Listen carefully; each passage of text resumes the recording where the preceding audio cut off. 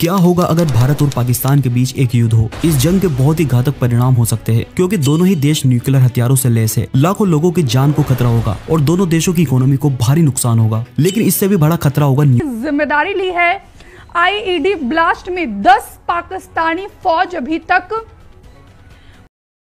उनकी जान जा चुकी है और इधर शहबाज शरीफ अपने देश को ना देखकर, अपने मुल्क को ना देखकर लगातार भारत को गिदड़ भभकी दे रहे हैं। तस्वीरें हम आप तक लगातार पहुंचा रहे हैं और यहाँ पर बात दोस्तों, आप सबको पता ही होगा कि पहलगाम की घटना के बाद इस समय भारत और पाकिस्तान के बीच में तनाव का माहौल है और कई न्यूज चैनलों के द्वारा और दोनों देशों के राजनेताओं या फिर सेना कमांडर्स के बयान इस ओर इशारा करते हुए आने वाले समय में भारत और पाकिस्तान के बीच में एक भयानक जंग होने के संकेतों को दिखाते हुए नजर आ रहे हैं। लेकिन दोस्तों, अब सवाल उठता है कि अगर सच में ऐसा होता है तो इससे पहले ही हम मसीह विश्वासियों को ऐसे समय में से निकलने के लिए कौन कौन सी तैयारियां कर लेनी चाहिए। अगर आपको नहीं पता तो इनके बारे में आज की इस वीडियो में मैं आपको बताने जा रहा हूं, जिन्हें हर एक मसीह विश्वासी को ध्यान से जानना चाहिए, चाहे वह भारत के हो या फिर दूसरे देश के, क्योंकि जंग का असर किसी एक देश की आर्थिक और सामाजिक व्यवस्था को ही नहीं बल्कि उस देश के लोगों पर भी पड़ता है। और भारत में इसका असर खासकर पाकिस्तान के साथ लगते राजस्थान, गुजरात, पंजाब और जम्मू कश्मीर जैसे राज्यों पर सबसे ज्यादा दिख सकता है, वहीं राजधानी दिल्ली पर भी।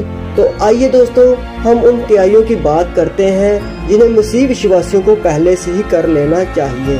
तो दोस्तों, सबसे पहली तैयारी है आत्मिक तैयारी। जी हाँ, जिसको करना बहुत ही जरूरी है और खुद को, अपने परिवार को आत्मिक रूप से मजबूत बनाना भी बहुत जरूरी है। प्रतिदिन हमें बाइबल पढ़नी है, प्रभु में स्थिर रहना है, प्रार्थना और उपवास के द्वारा परमेश्वर से शांति और सुरक्षा की मांग करनी है और अपने आप को, अपने परिवार को प्रभु के हाथों में सौंप देना है और उन्हीं पर अपनी निर्भरता और विश्वास को दिखाते हुए हमें आगे बढ़ना है, क्योंकि परमेश्वर ही हैं जो हमें हर एक मुसीबत से बचाते हैं। और दोस्तों, दूसरी तैयारी है कि प्रभु यीशु मसीह पर ही भरोसा रखना है। दोस्तों, ऐसे समय में डरने की बजाय परमेश्वर पर ही अपना भरोसा और विश्वास को बनाए रखना है, क्योंकि भजन संहिता 91 को प्रतिदिन स्मरण करके और प्रभु की प्रतिज्ञाओं को याद रखते हुए वह हम लोगों की ढाल और सुरक्षा है। दोस्तों, संकट में अति सहज से मिलने वाला सहायक भी हमारा परमेश्वर ही है, इसलिए सिर्फ और सिर्फ परमेश्वर के वचनों पर विश्वास को मजबूत बनाए रखना है। और दोस्तों, तीसरी जो तैयारी है वो है अपने घर और परिवार के लिए। तो दोस्तों, अपने घर और परिवार के सदस्यों को सिखाएं कि किसी भी आपात की स्थिति में शांत कैसे रहें, एक दूसरे का सहारा कैसे बने और मिलजुल कर कैसे प्रार्थना करें। और दोस्तों, चौथी जो तैयारी है वो है जरूरी चीजों को तैयार रखना, जैसे कि राशन, पानी, दवाइयाँ, टॉर्च, बैटरी, कुछ नगद राशि, जरूरी कागजात जैसे आधार कार्ड, पहचान पत्र और मोबाइल चार्जर एक बैग में पहले से ही तैयार रखें, ताकि आवश्यकता पड़ने पर तुरंत इसे साथ लिया जा सके और इसकी जरूरत हमें पड़ सके। दोस्तों, पांचवी जो तैयारी है वो है सुरक्षित स्थान को पहले से ही ढूंढ लें। दोस्तों, परमेश्वर ऐसा ना होने दें, लेकिन अगर आपके क्षेत्र में यदि कहीं पर भी बमबारी या फिर हमला होता है तो नजदीकी सुरक्षित स्थान या फिर कहीं पर कोई बंकर है, इस बात का पता पहले से ही लगा कर रख लें, ताकि आपातकाल में, युद्ध में कहां जाना है और कैसे रहना है और कैसे पहुंचना है, जी आपको पहले से ही पता हो। और दोस्तों, छठवीं जो तैयारी है वो है परिवार के बीच में संपर्क को बनाए रखें और मिलजुल कर रहें।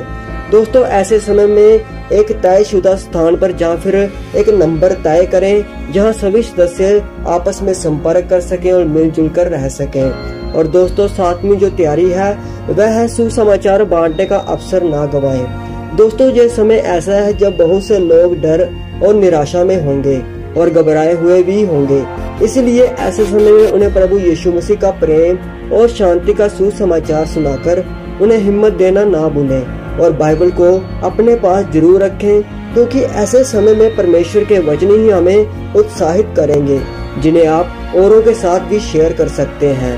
और दोस्तों, आठवीं जो तैयारी है वो है आत्मिकता के साथ साथ शारीरिक रूप से भी तैयार रहें।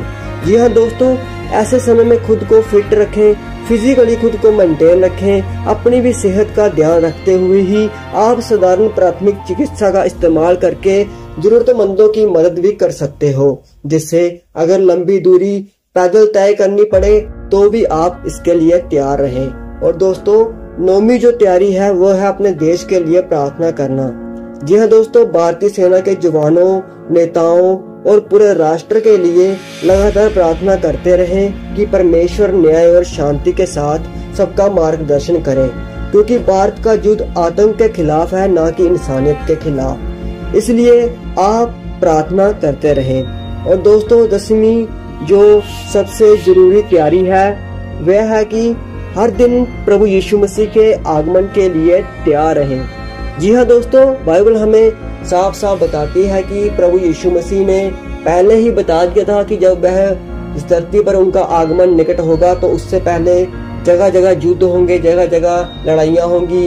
एक राष्ट्र दूसरे राष्ट्र के ऊपर, एक राज्य दूसरे राज्य के ऊपर, एक देश दूसरे देश के ऊपर चढ़ाई करेगा और भी कई तरह की भयानक घटनाएं सुनने को मिलेंगी। इसलिए हमारा मसीही जीवन का मूल संदेश यही है कि हम हर दिन प्रभु यीशु मसीह के दूसरे आगमन के लिए अपने आप को तैयार रखें और संकट के समय में भी प्रभु के आने की तैयारी करते रहें, ताकि चाहे कुछ भी हो हम उसकी महिमा में सुरक्षित रहें, क्योंकि प्रभु ने पहले ही बताया था कि वह जब आएंगे तो ऐसी बातें होंगी।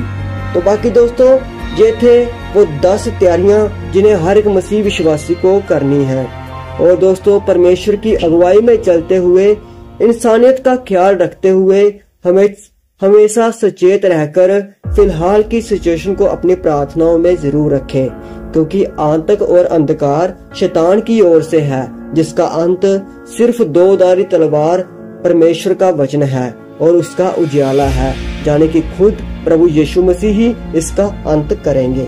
बाकी आपका इस सब को लेकर क्या कहना है, आप हमें कमेंट सेक्शन में जरूर बताएं और परमेश्वर आप सभी को आशीष दे।